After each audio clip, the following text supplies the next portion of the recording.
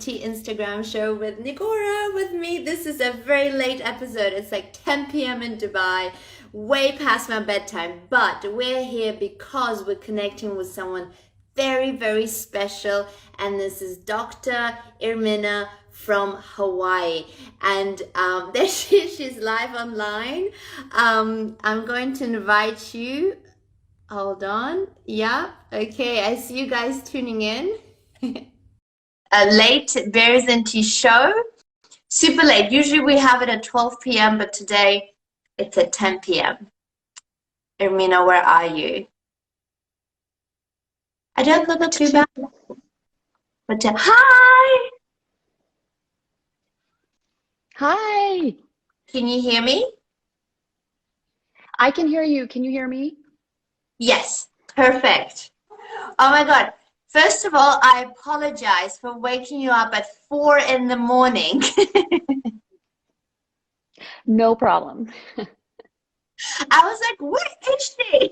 It's 6 o'clock. Hi, Liberty. So then Liberty was like, dude, you got the timings wrong. And I was like, oh my God, it's 10 o'clock Dubai time. And I'm so honored to have you all the way from Hawaii. This is so special. You're the furthest guest we've ever had on our show. I love that. Across like multiple oceans. So thank you so much, first of all. And I just want to introduce you to the audience that's watching here now and that will be watching later the replay on YouTube and so on. That first, I know you because you're my best friend's sister. And everybody knows Liberty. Whoever knows me knows Liberty. So that's one best connection. And then the other side of you, which is a huge side, is you're a surgeon in Hawaii, doing your thing, but also you've got this amazing background with, you know, whatever you do with, but adding like holistic to it as a medical doctor. And I think that's just so beautiful, so admirable, and very aspiring for me. I'd love to do that in my next lifetime. Too old for it now, but so Irminne, thank you so much for being here. Maybe you can introduce yourself a little bit as well, more than me, and then we can jump and talk about nitric oxide. And I also wanted to show you my book that I have on nitric oxide. This is how I know it. That's how I know it's so good for you. Perfect. So before I introduce myself, Nigora, that book, I just interviewed the author of that book. So he's going to be coming out on my YouTube channel. But yes, that's a very good book. It's beautiful. So in any case, yes, I'm Irminne, and I'm a surgeon. I'm in Hawaii, which incidentally, Nigora, is exactly halfway across the globe from you. So we are exactly halfway across the globe right now, which is incredible. So you may not find a guest that's further away. I don't know. But in any case, yeah, so I'm a surgeon and I do surgery most of the time, but I'm also certified in lifestyle medicine. And lifestyle medicine is kind of this beautiful thing that melds both traditional medicine and other things that people don't talk about, like meditation and mindfulness and, you know, lifestyle factors and exercise and things that are so important that many traditional doctors don't really address, right? So I'm doing that. And I also have a YouTube channel. So for you guys who don't know, check it out. It's called Out of the Doldrums. My husband and I do it. And I address a lot of this other alternative lifestyle stuff on there. I came across a teeny little molecule called nitric oxide, and it's taken me down this rabbit hole. I have completely examined so much about it, and it's just a fascinating little molecule. So that's kind of where I've been focusing my attention right now. But Irminne, first of all, your YouTube channel is impeccable. The way you talk, the way you educate us, the way you like captivate me anywhere, I'm like, I want to watch all of your videos. So it's incredible. I recommend everybody to sign up and learn from such an attainable, accessible manner that you give us the knowledge. That's one. The second thing, what are you a surgeon in? So I'm a general surgeon, which means I do a lot of different things. I take care of trauma patients, so people who get in car accidents, you know, have accidents jumping or hiking or whatever it has to be. I take care of that, but I also do surgeries pretty much anywhere in the body. So one of my passions, honestly, is taking care of women who have breast cancer. So breast cancer surgery. And there's a huge need for good surgeons that can do that. And I really, really enjoy taking care of those patients. Amazing. Okay. So how did you, now let's talk about nitric oxide. And I'm sure not many people know what nitric oxide is yet. I didn't know until, you know, a few years ago, and I got this book and I was fascinated. And then I just kind of put it to the side thinking, oh, you know, great, but, you know, there's other things to focus on that are bigger in life. So how did you come across it? So I came across it very randomly. And, you know, we learn about nitric oxide in medical school, but there's really not much emphasis placed on it. So here's what we learned in medical school. It is a small molecule. It helps with your blood vessels. And the drug we give, Viagra, to patients is what increases nitric oxide so they can have erections in people who have problems. That's what we learned. That's it. But nitric oxide, of course, is a much bigger thing and a much bigger molecule. And yeah, so I just came across it randomly and found that the research is huge on this. There's over 160,000 studies on nitric oxide that have been done.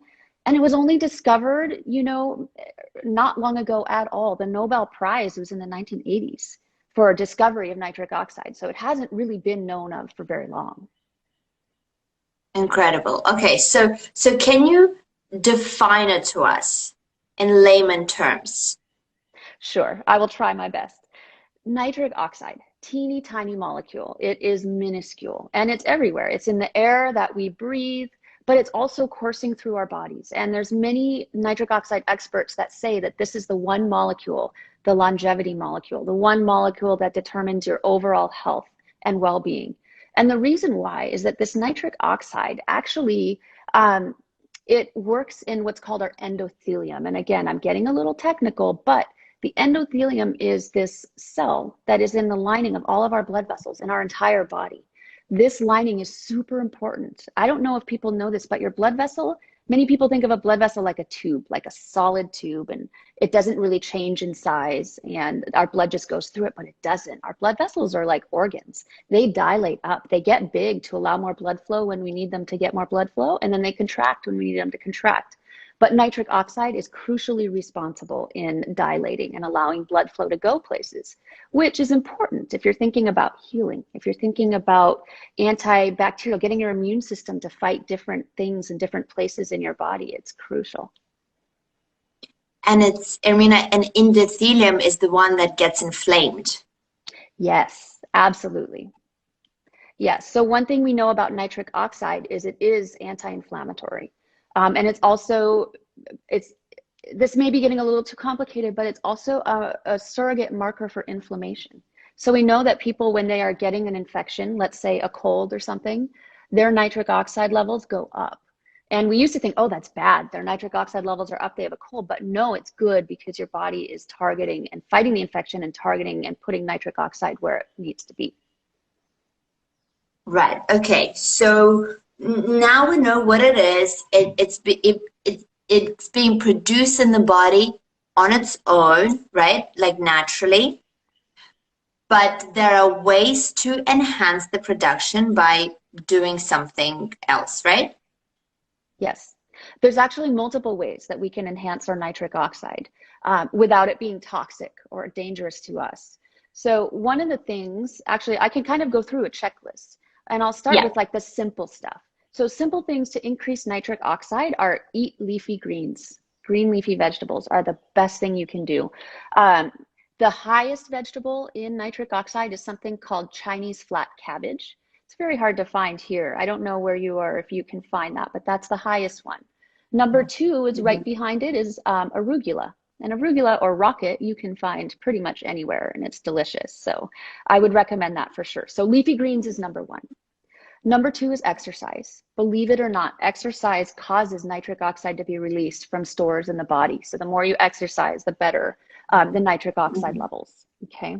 And one more thing backing up, a really high source of nitric oxide as well is beets. So beetroot powder and beets. But they're not as high as arugula. So arugula is definitely one of the winners if you can get that. When you say arugula, that's rocket. It is rocket. We call it arugula here, but it is rocket. Same thing. Yep. Okay, Yeah. cool. Yeah. Cool. And then another one that's not too far behind is mustard greens.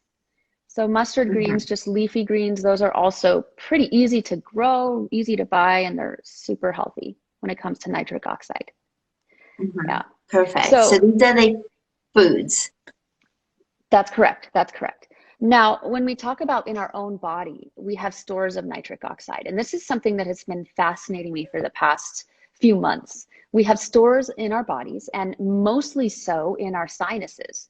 So if you think of anatomy, you have sinuses kind of like here. Yep. You have sinuses here. You have, in your skull, you have these reservoirs, and they store nitric oxide. And we know that when there are times of need, if there is, say, an infectious agent, or you need to have more nitric oxide levels fast, they can be released from your sinuses very fast.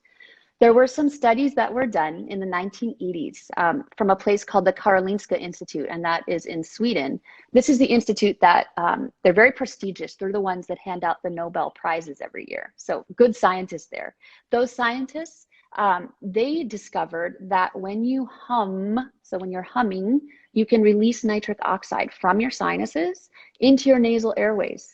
And they actually found that it lowered blood pressure, it lowered stress. They found all of these different findings just from people humming. So I have been researching this humming, and it turns out there's been more studies done on it, and it shows that humming can do many things. It can fight against the cold, infections, flu. It can do so much, and it's a very simple thing. So that's what's been taking my attention lately. And humming is like, Yeah, so what it does is the humming, it causes vibrations in your sinuses, and the vibrations cause those little nitric oxide molecules to vibrate really, really fast, and they can make it out of these teeny little holes where they exit the sinuses and get into your nose. Now, there are some studies that show that particular frequencies of humming are going to increase nitric oxide more than others. So humming, no matter what pitch you do, will help increase nitric oxide. It will release it. But if you hum at a certain pitch, you can actually get even more nitric oxide release. So that's 130 hertz. Yeah. So some people don't know 130 hertz. Musicians might, but it's a low C on a piano. And I don't play piano, but I did. This is aging me a little bit, but I watched The Sound of Music a lot when I was a kid. And you know that, have you seen that movie? Oh, yeah. If you get a chance, watch it because it's good. But there's a song on there, and the lady goes, "Do a deer, a female deer," but do. So that's that low C. So that's kind of where you want to be if you can, to get that right frequency to really get it to increase. It's incredible because, I wonder, because I teach Kundalini yoga, right? So when we we do oh, but the mouth is open. Is that okay? But I'm still sort of humming. Oh. Yeah. So when you open your mouth, you actually cause a lot of the nitric oxide molecules to escape. It releases them, but they escape out of your mouth. So I know that in a lot of humming traditions, they actually do closed mouth humming. There's a tradition called Brahmari Pranayama. I don't know if you've heard of that. But it's called bee breath humming, and you can YouTube it or Google it, and essentially it is humming with your mouth closed, and they've done studies on that showing that is beneficial for overall health and blood pressure, etc. So yeah, it's very closely related to the Om, to the pranayama, everything. It's incredible. So what if someone is suffering from sinuses, you know how that gets blocked and they get migraines. So if they did that humming at 130 hertz, do you think that would recover pretty fast? Yeah, so it's so funny you bring that up because I can tell you about a case report that was published. I see that. So my friend Melissa, I'm just looking at the comments. Hi, Melissa. She said, what about the end, the M or the Om? Yeah, you're right. It's the so the more of the part of the Om you can do is probably a really good idea. Yeah. But so backing up about this case report. So there was a guy who read that paper from the Karolinska Institute, and he took it very seriously. He was like, I I want to fix my health problems, I'm going to hum. And he had what we call in the medical world chronic rhinosinusitis, which is chronic sinus infections. He couldn't breathe through his nose for years. He just had horrible infections. So he started humming, and he hummed an hour a day. Can you imagine? Just hum, hum, hum, hum for an entire hour. And he reported, and of course it's one person, so you can't say it's going to work for everybody, but he reported that the following morning after humming the day before, he had the first time in years he could breathe through his nose, which is incredible. And he kept doing it. And then the case report said within 4 days of doing this humming, he completely cured his chronic sinus infection, which is incredible. It's incredible. But what's also really funny is that same guy had some other health issues. He had an irregular heartbeat. So he'd have times where his heart would just kind of go pounding out of his chest and he couldn't explain it. And he found that the humming stopped that. He never had issues with it after that. So yeah, I mean, it's promising. It's super exciting. And but is yeah. there a limit, Irminne? Is there a limit to our nitric oxide here that is in the, you said there's a reservoir, but will it end at some point? Great question. I love your questions, Nigora. So yes, what happens is a follow-up study did show that if you hum 4 times, so a deep breath in, hum, and you do that 4 times, after the 4th time, you've released all the nitric oxide that you have stored in your sinuses. So then what happens is you have to take a break. And they found that within 3 minutes, so only 3 minutes, those nitric oxide levels went up again. So I actually have been developing a protocol with an engineer who has his thesis in humming and vibrational mechanics, and then another doctor from India. And we're coming up with a protocol, which is basically 4 humming episodes, 3-minute break. 4 humming episodes, 3-minute break for 15 minutes twice a day. And the protocol that we're doing that for is actually to fight infections like flu, colds, even we're hoping COVID. We're hoping to study it. But it's very exciting stuff. But you say 3-minute break for the nitric oxide to be refueled in the sinuses. Yes. But where's it coming from? It comes from your body. You do have nitric oxide stores, in your endothelium, you have them stored, and your body, your beautiful body knows how to regain its balance very fast. If you run out of something somewhere, you can kind of replace it, and it's incredible. Right. It's because now I'm thinking, okay, so it goes from the endothelium here because it's easily for us to sort of take it out with humming, right? So if it's in the sinuses, we just need to do humming, and then it sort of vibrates and heals and sends signals to the rest of the body to be re-energized, right? Because if it's just in the endothelium, in the blood vessels, it's like we can't really hum to that, or we can't really bring it to surface to heal us. True, but having nitric oxide in your endothelium is very healthy too. So it's not like it's not doing anything. It's actually very good to have in your body. But yeah, no, you're right. If you want to gain the benefits from having it in your nasal passages, specifically, then yes, that you would do that. So would it just be for people who suffer from sinuses? No, it can be preventative. So the beautiful thing about nitric oxide is it actually is antimicrobial. So it kills bacteria, it kills viruses, it kills fungi. It is very, very good to have. So yeah, it doesn't have to be just for people who have sinus problems. It can be for overall health. Yeah. And while we're on go ahead. No, you go ahead. I was going to say, while we're on the topic of, bacteria, etc., one thing that's super important, and I don't think a lot of people know this, is there's a nitric oxide metabolism, how we get nitric oxide from our food, that happens on our tongue, and it involves bacteria that live in the deep folds of our tongue. If we don't have these bacteria, we can't make nitric oxide and store it in our bodies as well. So mouthwash that has fluoride in it, or toothpaste that has fluoride in it, is going to kill these bacteria, and you won't be able to make that nitric oxide. So if anybody out there watching this uses mouthwash, stop it. At least not the one that has fluoride in it, for sure. Wow, hold on. I'm like mind blown away. So you said there's nitric oxide in some foods. So when we chew it, we're not really absorbing it unless we have that particular bacteria in our tongue that will take it and break it down for us. Oh my God. So if we're using fluoride toothpaste, mouthwash, there's no chance of us getting nitric oxide from all those leafy greens. Well, so I wouldn't say there's no chance. It actually gets pretty complicated. There's two separate pathways to make nitric oxide in our body from leafy greens. One of them is the one with the tongue bacteria. The other pathway happens in our stomach, and that's with enzymes, nitric oxide synthase, it's called. And that one, it's pretty independent. It's not as dependent on the bacteria. But the problem with that pathway is as we age, we lose function. We lose the activity of that pathway. So when you hit 40, not that that's an all or nothing number, but once you hit that, you start decreasing with that pathway. So it's not as efficient. So it's all the more reason to try to really boost that first pathway and make sure you have healthy bacteria in your tongue so that you can really maximize it from that standpoint.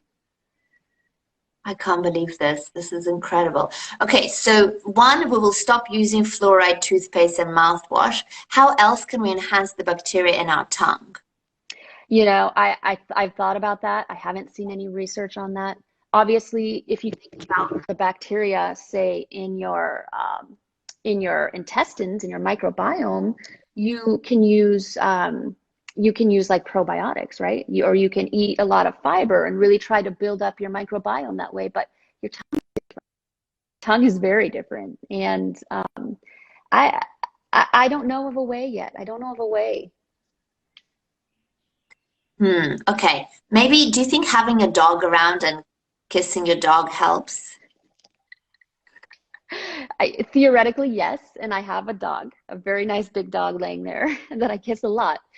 But I haven't seen any studies again as far as your mouth bacteria particularly. I think that's an area of research that we don't really know a lot about yet, and it's just going to take some time to figure that out. But if you look at it from your gut microbiome standpoint, and if you could transfer, which as a scientist I cannot do, but if you were to do that, you could say yes. You know, trying to live a little dirtier, so to speak. So get your hands in the dirt, Yeah. have a dog, Yeah. you know, open your windows, get fresh air, go hiking, that type of thing is very healthy for your microbiome. Wow. Okay. Wow. I'm like blown away by this knowledge. This is incredible. So, okay. So, and then I also know you told Liberty that nitric oxide makes your skin wrinkle free. I don't know about wrinkle free, but the nitric oxide is super interesting because if you put it topically, so you can buy like nitric oxide creams that you can put on your face. They're really expensive. I haven't tried them, but they increase that oxygen and blood flow to that area and can stimulate kind of a resurfacing of your face, which is very, very incredible. So maybe I'm just like trying to think if you apply it on this area, then maybe it's producing more collagen into that area. So I have not seen any studies that show that the collagen is rebuilt. That would be incredible if it did, but I haven't seen that. But I do know that the increase in blood supply is going to send out signals and other factors for repair cells and everything else to really try to resurface the skin. So you don't need that expensive nitric oxide product, Irmina. What you need to do, you can just do face fitness. You can just exercise the face, and then there's lots of blood. That's why we exercise the face, right? So we're moving the muscles, and that encourages the blood flow, which with fresh blood, then cells are getting that signal. They're functioning a little better. They're getting delivery of nutrients and oxygen. So we can save our pennies and not buy that nitric oxide product yet. But what about supplement form, Irmina, for nitric oxide? So that's a good question. And the supplements are so difficult because there's really not much regulation. So you can buy a supplement, you know, that says it's beet powder, for example, frozen beet powder or freeze-dried beet root extract. And they've been independently tested by labs and found to have zero nitric oxide activating activity. So you get that, and then you can buy other products that do okay. And how do you know which ones are good and which ones are bad? And it's hard to find, independently tested ones that are good. But, that being said, there's a lot of supplements out there. And there's even, you can buy, if you're super interested in this, you can buy little testing strips. They look like pH strips. And you put it on your tongue and it will tell you your nitric oxide levels.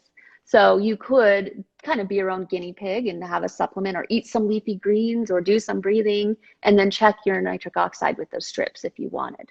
But supplements, yes, they're there. Go ahead.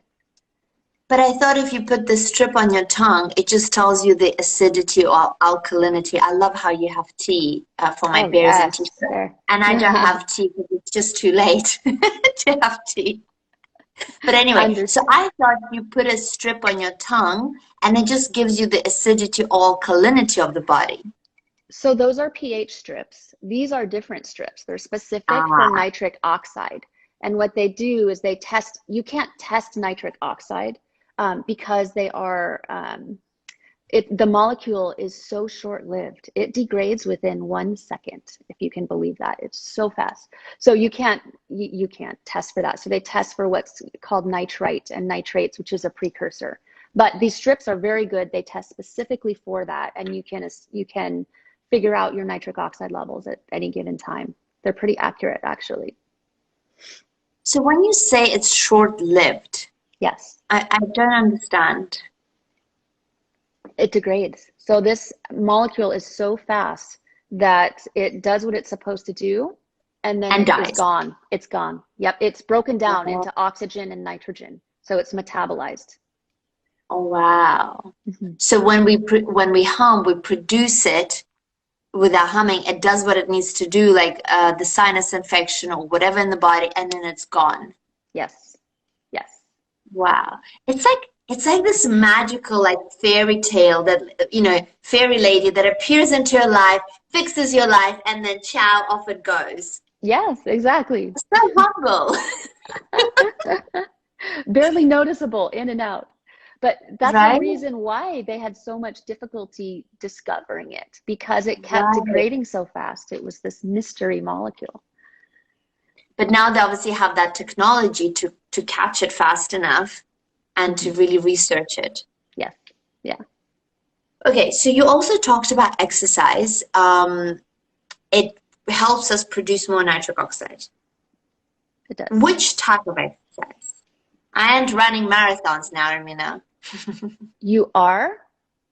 I'm not. Oh, I'm not going. No. If you're gonna tell me the only way for nitric oxide is marathons. No, I'm not.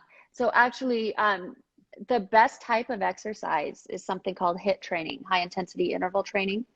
And that one is one that really releases nitric oxide fast. So a short amount of time, very, very high effort activities, and then you're done. That's the best. And is there like a protocol, like 15 minutes, 20 minutes, that gives you the peak of nitric oxide? Has not been studied. So I don't know. Yeah. But I'm trying to see whether 10 minutes would be enough. Oh, I think that within even, a few minutes of exercise, you're going to see mobilization and movement of that nitric oxide for sure. But at the end of the day, Nigora, whatever exercise you enjoy and you get fulfillment from and gets your heart rate up a bit, that's good exercise. And that's the one you're going to do. And that's the one that's going to be best for you. Okay, interesting. I have another question. I'm just thinking about anti-aging, right? So we do so much for that, right? We are trying to eat well, we're trying to avoid alcohol, we're trying not to smoke, we're trying not to encourage extra production of free radicals, right? Trying to eat lots of antioxidants. So what would be my motivation with nitric oxide? How does that play a role with free radicals and antioxidants? So nitric oxide is kind of related to free radicals, but I wouldn't say that it is directly tied or kind of shuts it down. I don't think that that's been shown. So I don't think that we can go there as far as, nitric oxide and aging. But The nitric oxide being the molecule that it is and causing the oxygen blood flow to many different places, the vasodilatation, so those veins or arteries dilating up, that for aging is huge. I mean, the number one reason for premature aging is failure of elasticity, we call it, of your blood vessels, and they don't dilate, and you get high blood pressure and heart disease and all these problems. And high blood pressure, and also that means like the organs or the skin cells or areas of the body are not getting fresh blood full of nutrients and oxygen, right? That's right. And there's also so many chemical messengers that go on the backs of blood cells and go through the blood. And I'm sure there's some we don't even know about yet, you know, that are circulating through, and they can't get there if there's no blood flow. So nitric oxide, we can give it like the responsibility that it just makes that flow and delivery of things a lot easier. Yes. Yes. Just Exactly. to put it like in super simple terms. Okay, interesting. And I had another question, and then it slipped my mind, which is pretty annoying, but that's okay. Oh, so yeah, I had that question. Where does it live? But then I answered it myself, in the endothelium. Yes, mostly. You know, it does circulate in your blood, right? So not only in the endothelium, but it will circulate. It's a gas as well. So there is concentrations of nitric oxide in your lungs, in your airways, in the air we breathe even. It's there. Yeah. So interesting. My goodness. So I think as a summary, what everybody needs to do is eat flat Chinese cabbage, you said? If you can find it, Rock yes. it. Yes. I will. I'll try and, you know, go to Chinese shops here. It'll be worth it. And then we've got rocket or arugula that contains it. And then we've got beetroot, beets and beetroot. Yes. Those are the three foods that contain a lot of nitric oxide. One that's also pretty high nitric oxide, and I know is very popular these days, is celery. Celery actually has quite a bit of nitric oxide, so you could add that to your list as well. Okay, so we've got celery, great. But even eating those foods will be offset by your mouthwash and toothpaste with fluoride. That's right. I love this. Isn't this just, life is just so beautiful. It's so like, it's never linear. Everything is just so crazy and interconnected. So you guys stop using fluoride, use fluoride-free toothpaste and mouthwash so that you can absorb nitric oxide from those 4 foods. So that's one thing. The next thing is exercise. You know, whatever exercise, surely it moves the nitric oxide within the body, which is great. And then humming. Mm-hmm. Would you, Irminne, would you be so kind to give us now like a protocol that we can start from tomorrow without research, because I'm sure your research will take some time, but I want to start anti-aging now. I want nitric oxide in my face now. So how, like, what would be the safe level to start from tomorrow? You can start humming anytime. You can. The only thing that I would say is don't do it while you're driving. You know, if you're not used to how your body reacts with it, or riding a bicycle or something where you could be in a dangerous situation. But other than that, you can start anytime. So the protocol that we are developing, you know, like I had said, was 4 breaths of humming. So just, and it's very important also to breathe in and out through your nose. So deep breath in, do your humming till your breath is completely gone, and then another deep breath in. And you do that 4 times.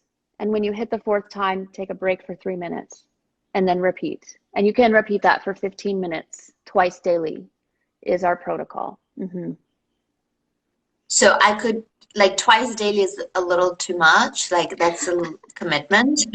I need to stick to like all my other meditations that I'm doing. Yes, understood. So I could do 4 times 2. Like I could do 2 rounds. Yeah, and we know that the first 2 rounds, you get the most nitric oxide release. You get the most bang for your buck. And then after that, 3 and 4, you still get some, but it decreases every time. And then after 4, you don't get much. So yeah, you're absolutely right. Just a couple times. I mean, even if you want to do just 1 time, a couple times throughout the day, it's going to help.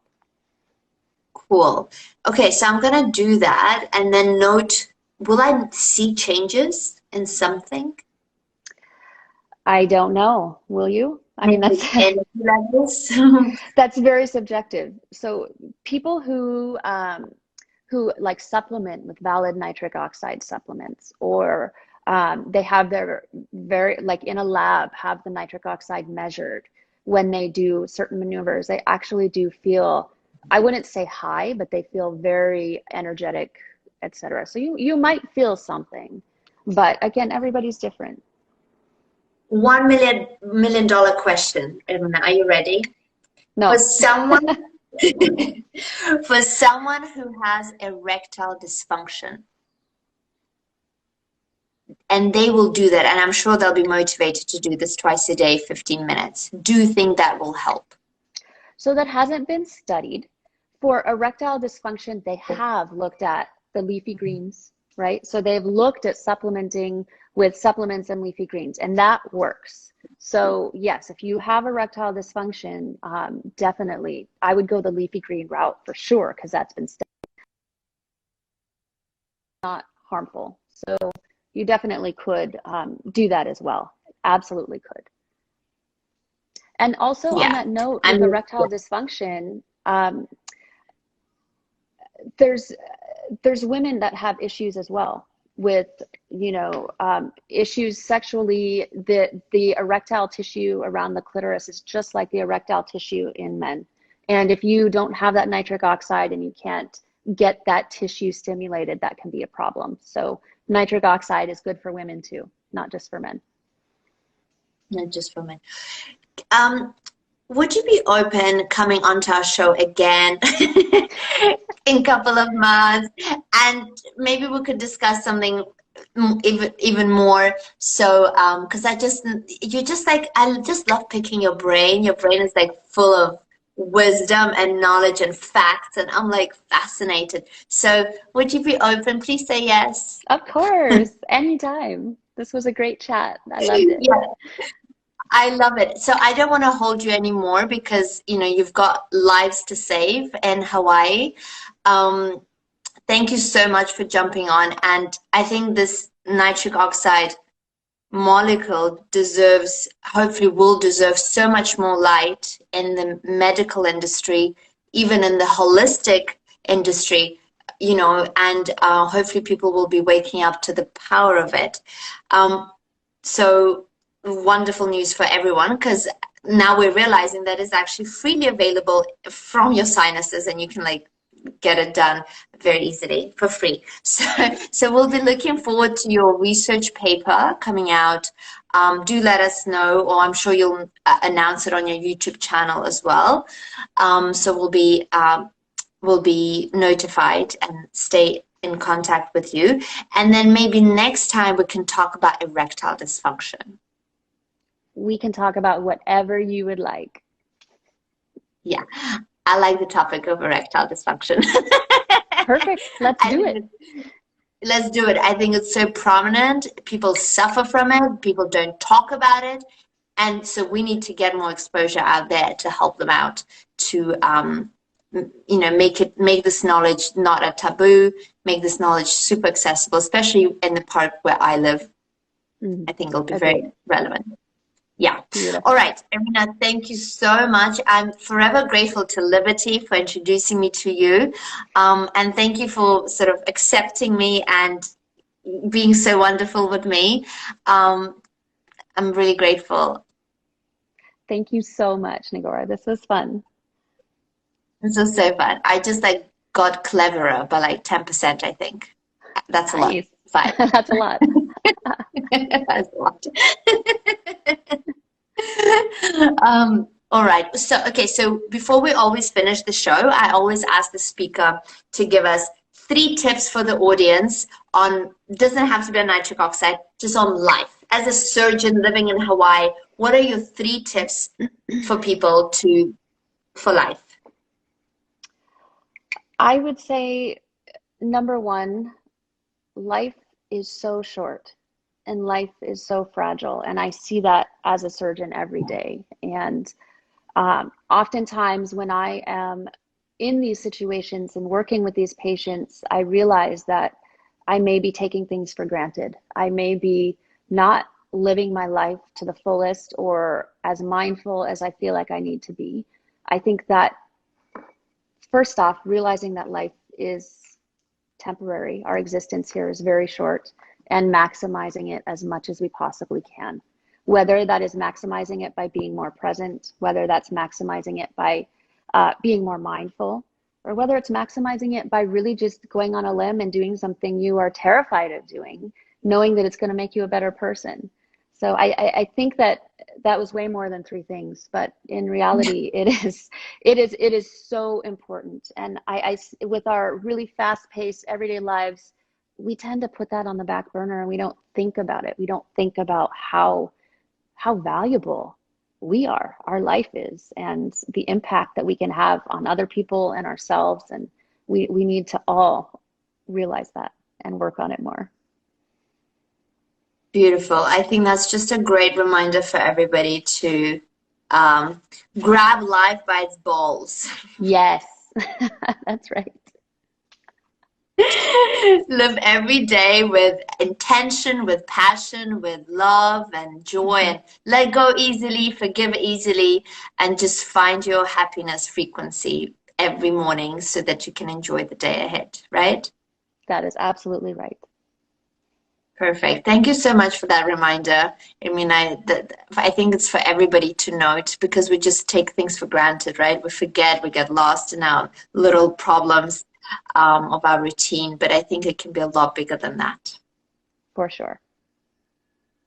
Thank you. Okay, well, I'm jealous that you're going to have a beautiful day in Hawaii now, and I'm going to go and sleep in my little bed in Dubai. Sleep is good for you. It is. All right. Thank you so much. Thank you, everyone who tuned in and listened and stayed with us. I know it's quite late for some of you. We're in Dubai. But thank you for tuning in, and hopefully we'll have lots more listening to this beautiful knowledge from Irminne. Thank you so much, Irminne. Have a wonderful day, and I will for sure see you on this show very soon. Beautiful. Thank you so much, Nigora. Thank you, everybody. Thank you. Bye, everyone. Bye. Bye-bye. Bye.